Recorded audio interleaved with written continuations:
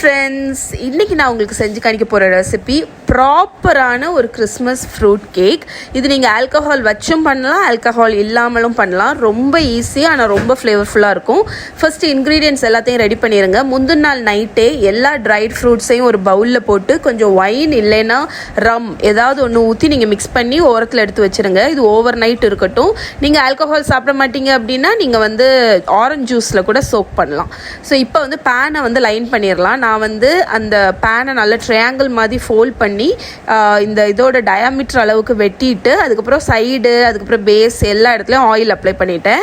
இது first step. அடுத்து caramel பண்ணிடலாம். சுகரை ஒரு பேனில் போட்டு ஓரளவுக்கு மீடியம் டு ஹை ஹீட்டில் வச்சு குக் பண்ணுங்கள். ஒரு ஸ்பூன் எதுவுமே யூஸ் பண்ணாதீங்க. ஜஸ்ட் இந்த மாதிரி பேனை மட்டும் ஸ்வர்ல் பண்ணி நல்ல ஒரு டார்க் கேரமல் வந்த உடனே இந்த ஸ்டேஜ் வந்த உடனே அடுப்பை ஆஃப் பண்ணிவிட்டு தண்ணியை ஊற்றி நல்லா மிக்ஸ் பண்ணிடுங்க. தண்ணியை ஊற்றி நீங்கள் ஸ்டர் பண்ணும்போது அந்த கேரமல் உங்களுக்கு ஒரு லிக்விட் மாதிரி ஆகிடும். இதுதான் உங்களோட கேக்குக்கு கலர் கொடுக்கக்கூடியது. இப்போ ட்ரை இன்க்ரீடியன்ட்ஸ் மைதா மாவில் பேக்கிங் சோடா, பேக்கிங் பவுடர், உப்பு எல்லாம் போட்டு மிக்ஸ் பண்ணிவிட்டு ஸ்பைசஸ், நிறைய ஸ்பைசஸ் அதெல்லாம் ஆட் பண்ணுங்கள். அதுதான் ஃப்ரூட் கேக்கோட ஃப்ளேவரே. அதையும் மிக்ஸ் பண்ணி ஓரத்தில் எடுத்து வச்சுருவோம். இப்போ நம்ம கேக் பேட்டர் ரெடி பண்ணிடலாம். ஒரு மிக்சிங் பவுலில் butter, sugar, vanilla essence add பண்ணி ஒரு ஹேண்ட் பிளெண்டரை வச்சு நல்லா பீட் பண்ணுங்கள். இது இல்லை அப்படின்னா நீங்கள் விஸ்க் வச்சு கூட மிக்ஸ் பண்ணலாம். எக் ஆட் பண்ணி அதையும் நல்ல பிளெண்டரை வச்சு பீட் பண்ணுங்கள். ஃபுல்லாக கம்பைன் ஆனோன்னா பாதி மாவு ஆட் பண்ணி அதை லைட்டாக மிக்ஸ் பண்ணிவிட்டு நம்ம வச்சுருக்கிற அந்த கேரமலை ஊற்றிடுங்க ஃபுல்லாட்டு. அதையும் லைட்டாக மிக்ஸ் பண்ணோன்னா மிச்சம் உள்ள மாவு அவ்வளோத்தையும் ஆட் பண்ணிடலாம்.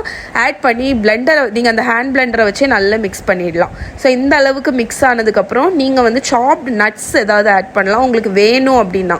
நட்ஸ் பிடிக்காது அப்படின்னா வேண்டாம். அதுக்கப்புறமா நட்ஸ் ஆட் பண்ணோன்னா ஒரு ஸ்பேச்சுலா வச்சு மெல்ல ஃபோல்ட் பண்ணுங்கள்.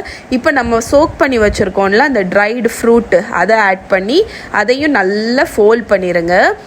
அவ்வளோதான், நம்மளோட கேக் பேட்டர் ரெடி. இப்போ இதை நம்ம ப்ரிப்பேர் பண்ணி வச்சுருக்கிற கேக் பேனில் ஊற்றிடலாம். கேக் பேனில் இதை மாற்றிட்டு நீங்கள் ஒன்று இப்படி ப்ளெயினாகவே பேக் பண்ணிடலாம், ஒன்றும் பிரச்சனை இல்லை.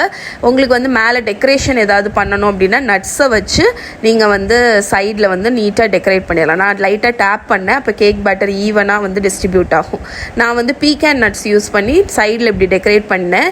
ஸோ அகாரோ ஓடிஜி தான் யூஸ் பண்ணேன். இந்த அவனோட லிங்க் கீழே டிஸ்கிரிப்ஷனில் இருக்குது. ரொம்பவே நல்லாயிருக்கு. ஓகே, ஸோ இப்போ கேக் பேக் ஆகிடுச்சு. பேக்கான கேக் கம்ப்ளீட்டாக கூல் ஆன உடனே சைடில் நைஃபை வச்சு லைட்டாக ரன் பண்ணிவிட்டு இன்வெர்ட் பண்ணி கேர்ஃபுல்லாக ரிமூவ் பண்ணிவிடுங்க. அவ்வளோதான். இப்போ மேலே உள்ள பார்ச்மெண்ட்டை ரிமூவ் பண்ணிவிட்டு நீங்கள் எப்படி உங்களுக்கு டெக்கரேட் பண்ணணுமோ அந்த மாதிரி டெக்கரேட் பண்ணிக்கலாம். நான் ஜஸ்ட் ஐசிங் சுகரை மேலே டஸ்ட் பண்ணி செரிஸ் வச்சு கார்னிஷ் பண்ணேன். இதை கண்டிப்பாக ட்ரை பண்ணி பாருங்கள். இதோட ஃபுல் ரிட்டன் ரெசிபி கீழே டிஸ்கிரிப்ஷனில் இருக்குது, மறக்காமல் செக் பண்ணுங்கள்.